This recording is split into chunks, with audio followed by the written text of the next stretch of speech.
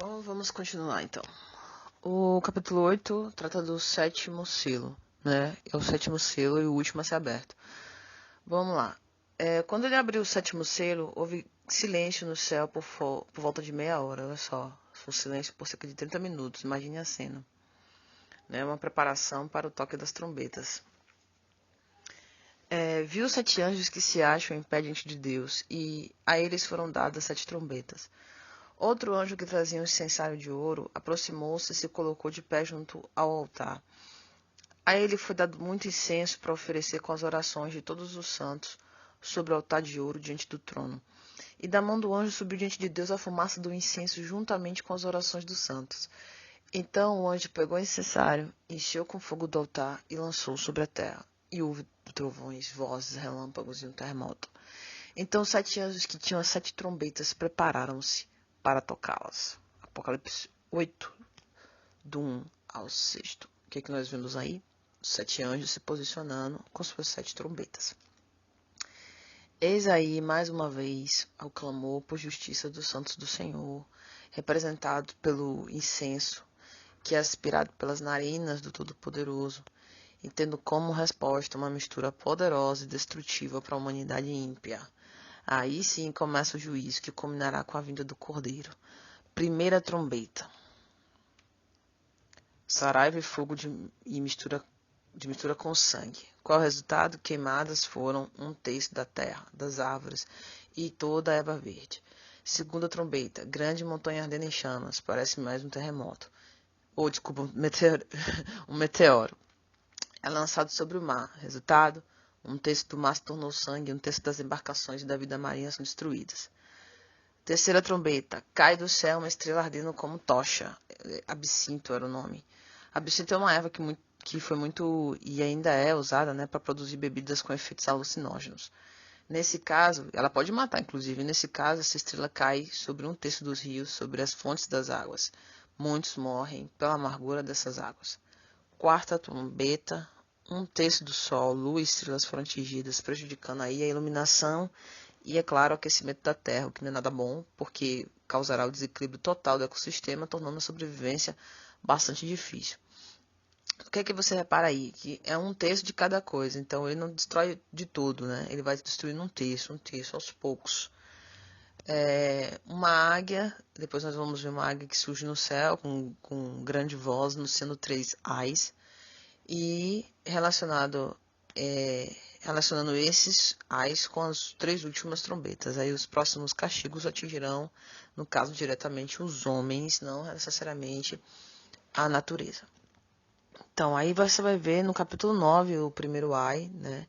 E aí você tem agora a quinta trombeta também, que surge Apolion, que é o rei dos exércitos de seres, parecem seres híbridos, né? Lembram muito os ETs, né? Se você for ler. E a função deles é causar dano à humanidade. Sobre os homens apenas, tá? Exceto aqueles que estão selados. O sofrimento é tal e dura 5 meses. É tão terrível que faz os homens buscarem a morte, porém ela fugirá deles, como está descrito. Uma estrela caída, ele fala, né?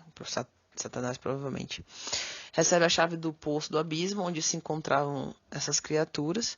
E quando o poço é aberto, a fumaça era tal qual de uma grande fornalha, a ponto de escurecer o sol e o ar. Você vê que é a simbologia aí, né? A sexta trombeta são 4 poderosos anjos, né, que são soltos. Estes estavam presos próximos ao rio Eufrates. E qual é a função deles? Matar pelo fogo, pela fumaça e pelo enxofre. Nesse trecho é dito que 1/3 dos homens foram mortos. No anterior, porém, sofrimento e morte não os atingia. Agora temos a morte atuando. Aqui se fala em imensos exércitos e enfatiza que os que sobreviveram não se arrependeram mesmo assim. Mesmo vendo tudo isso se cumprir, eles não se arrependem. Aí temos aí uma pausa antes da última trombeta. Então, aí vamos ler, ele fala aqui. Então vi outro anjo poderoso que descia do céu, ele estava envolto numa nuvem e havia um arco-íris acima de sua cabeça. Sua face era como o sol e suas pernas eram como colunas de fogo. Ele segurava um livrinho que estava aberto em sua mão, colocou o pé direito sobre o mar e o pé esquerdo sobre a terra. E deu um alto brado como o rugido de um leão. Quando ele bradou, os 7 trovões falaram. Logo que os 7 trovões falaram, eu estava prestes a escrever, mas ouvi uma voz do céu que disse: cele o que o disseram os 7 trovões e não escreva. Então o anjo que eu tinha visto de pé sobre o mar e sobre a terra levantou a mão direita para o céu e jurou por aquele que vive para todo sempre, que criou os céus e tudo que neles há, a terra e tudo que nela há, o mar e tudo que nele há, dizendo: não haverá mais demora. Mas nos dias em que o 7º anjo estiver para tocar sua última trombeta, vai se cumprir o mistério de Deus da forma como ele anunciou a seus servos os profetas, ou seja, é a volta, é a vinda do Todo-Poderoso, é a vinda do Messias. Depois falou comigo mais uma vez a voz que eu tinha ouvido falar do céu. Vá, pegue o livro aberto, que está na mão do anjo, que se encontra de pé sobre o mar e sobre a terra. E assim eu me aproximei do anjo e lhe pedi que me desse o livrinho. Aí ele me disse: pegue-o, coma-o. Ele será amargo ao seu estômago, mas em sua boca ele será doce como mel. Peguei o livrinho da mão do anjo e comi. Ele me pareceu doce como mel em minha boca, mas ao comê-lo, senti que o meu estômago ficou amargo. Então me foi dito: é preciso que você profetize de novo acerca de muitos povos, nações, línguas e reis. Nós estamos aí lendo Apocalipse 10, do 1 a 11. Além do livrinho que João teria que comer, né, no caso ele teria que profetizar, ele também mede o santuário aí. O livrinho parece ser o próprio Apocalipse, já que é de fato pequeno, né? Ele cita a presença dos gentios também na Cidade Santa, em Jerusalém, e diz exatamente por quanto tempo ela estará sendo pisada por eles. É o que se calcula, são 3 anos e meio. A assolação da abominação estará em Jerusalém, e que vai querer usurpar o lugar do Messias. Aí a gente vai ler aqui um trecho de Daniel 12, 1 a 13, que faz conexão com essa revelação de Apocalipse. Naquela ocasião, Miguel, o grande príncipe que protege seu povo, se levantará. Haverá um tempo de angústia, tal como nunca houve desde o início das nações até então. Mas naquela ocasião, o seu povo, todo aquele cujo nome está escrito no livro, será liberto. Olha ele citando o livro outra vez. Esse aí é o livro da vida. Viu? Multidões que dormem no pó da terra acordarão, uns para a vida eterna, outros para a vergonha e desprezo eterno. Olha ele confirmando. Aqueles que são sábios reluzirão como o brilho do céu. Aqueles que conduzem muitos à justiça serão como as estrelas para todo sempre. Espero que sejamos esses, né? Mas você, Daniel, feche com um selo as palavras do livro até o tempo do fim. Muitos irão ali e acolá para aumentar o conhecimento. Então eu, Daniel, olhei e diante de mim estavam dois outros, um na margem de cada rio e outro na margem de lá. Um deles disse ao homem vestido de linho que estava acima das águas do rio: quanto tempo decorrerá antes de se cumprir essas coisas estupendas? O homem vestido de linho que estava acima das águas do rio ergueu para o céu a mão direita e a mão esquerda, e eu ouvi jurar por aquele que vive para sempre, dizendo: haverá um tempo, tempos e meio tempo. Quando o poder do povo santo for finalmente quebrado, todas essas coisas se cumprirão. Ele está falando aí, né? O povo santo está fazendo referência mesmo aos judeus. Eu ouvi, mas não compreendi, por isso perguntei: meu senhor, qual será o resultado disso tudo? Ele respondeu: siga seu caminho, Daniel, pois as palavras estão seladas e lacradas até o tempo do fim. Muitos serão purificados, alvejados e refinados, mas os ímpios continuarão ímpios. Nenhum dos ímpios levará isto em consideração, mas os sábios sim.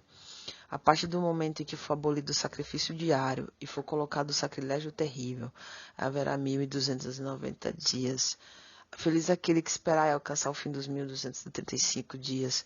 Quanto a você, siga seu caminho até o fim. Você descansará. E então, no final dos dias, você se levantará para receber a herança que lhe cabe. Daniel será ressuscitado. Compreendeu? Muito claro. Não há margem para dúvida aí mais. Então vamos continuar aqui, vamos para o capítulo 11, que trata das duas testemunhas que eu já havia citado no início, no primeiro vídeo, né? São as duas testemunhas, são homens especiais escolhidos por Deus, que profetizam justamente no período do Império da Mentira, são-lhes dada muita autoridade, a ponto de que, se quiser, podem até fechar os céus e podem fazer tudo aquilo que está escrito quantas vezes quiserem. Logo, não se trata de quaisquer uns, né? São consagrados ao Altíssimo, incomodam bastante, porque não temem dizer a verdade.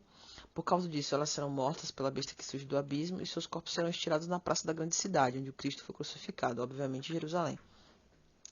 Elas são ressuscitadas também e arrebatadas até os céus. Depois disso, ocorreu um terremoto que mata 7.000 pessoas e 10ª parte da cidade entra em ruína, gerando então um grande temor nos habitantes da terra. Falando sobre isso aqui, né, quando ele fala que a abominação da assolação vai entrar e profanar o templo, um dos eventos mais esperados que aponta mesmo para a vinda do Messias para os judeus e o surgimento do anticristo para os cristãos está justamente na construção do terceiro templo. Já existe uma divulgação, existem vídeos falando sobre isso. Nós sabemos que os judeus têm planejado realmente construir o terceiro templo, né? O problema é que o local que eles escolheram, né, que está indicado nas escrituras, é o Monte Moriá. E é onde se encontra justamente o Domo da Rocha, que é uma mesquita islâmica. Então, judeus, inclusive judeus ortodoxos, já anunciaram que a confecção dos utensílios do templo já estão em estágio bem avançado. E, inclusive, tem uma menorá, um candelabro, ele custou, se não me engano, 3 milhões de dólares. Ele todo trabalhado no ouro, está lá para exibição no muro, próximo ao Muro das Lamentações. Então, realmente já está avançado, sim. Eles estão esperando, assim, a época para conseguir construir o templo. Só que aí, o dia que eles mexerem no Domo da Rocha, pode ter certeza que vai ter uma terceira guerra aí. Bom, então por isso que Jesus fala que você tem que observar os tempos. Ele compara com a videira e tal, que você fica de olho no tempo, se mudar o clima. É mais ou menos isso aí. Você fica de olho na videira que é Israel, você fica de olho para você saber. Porque quando eles mexerem no Domo da Rocha, quando eles tiverem que começar a construir o templo, meu amigo, fique de olho, viu? Eu achei essa informação no templeinstitute.org, né? Está lá, tem um site, na verdade, não é essa informação não. Eu achei esse site, templeinstitute.org, onde você vai ver que realmente eles solicitam lá doações, coisas do tipo, e trata justamente dessa reconstrução do terceiro templo de Salomão. Aí tem a 7ª trombeta, que, né, o anúncio do reinado de Cristo. É nesse momento que ocorre a primeira ressurreição e arrebatamento dos que estiverem vivos. Começará a partir daí, então, a ira do Cordeiro, a ira do Senhor, a destruição da besta e todo o sistema babilônico virá ruir, e o anticristo também. Seguidos, então, pelo reino milenar, a destruição de Satanás e, por fim, o juízo final com a destruição dos ímpios e da morte. Os capítulos seguintes contêm maiores detalhes dos eventos que foram anunciados aí na abertura desses selos, certo? Então, dá para falar aqui até o capítulo 12, que trata da mulher do dragão, certo? É nítido aí a ilustração de Israel e o Messias, né, e a perseguição do inimigo aos santos do Senhor. É como se fosse assim aberto um espaço para retomar a história, certo? Nesse momento aí. A mulher, obviamente, é a nação de Israel, onde Cristo surgiu. O inimigo sempre tentou exterminar Israel, você basta observar a história do povo judeu. Vai da Babilônia, do exílio à Babilônia, aos tempos de Esté, com um decreto maldito forjado por Amã. As tentativas de Herodes de matar o Messias na época de Cristo, que ele mandou matar todos os meninos abaixo de 2 anos. O plano, então, de extermínio para limpar a Europa dos judeus, que é conhecido como Holocausto. A Guerra dos 6 Dias, do Yom Kippur. A histórica guerra entre palestinos e judeus. Enfim, a história prova quanto o povo de Israel é perseguido. A ONU, por exemplo, já adotou centenas de resoluções críticas a respeito de Israel. Ninguém defende essa nação, além do Senhor. Há aqueles que especulam que a mulher, no caso, simbolizaria a igreja, né? Mas não pode ser igreja. Não pode, porque a mulher é quem gera, certo? A igreja é o Senhor quem gera a igreja. E não a igreja quem o gera. Então não tem nada a ver. Até pelas características, como ela é uma vestida de sol, e que ela é levada para o deserto para ser protegida. Tudo isso, tudo a ver com Israel. Não tem como ter dúvida aí, não. Bom, vou deixar o capítulo 13 para a gente estudar no próximo, tá? Que fala da besta que emerge do mar. que tem muitos detalhes, muita informação, ele é bem extenso. Então, continue aí firme nos seus estudos e que Deus te abençoe.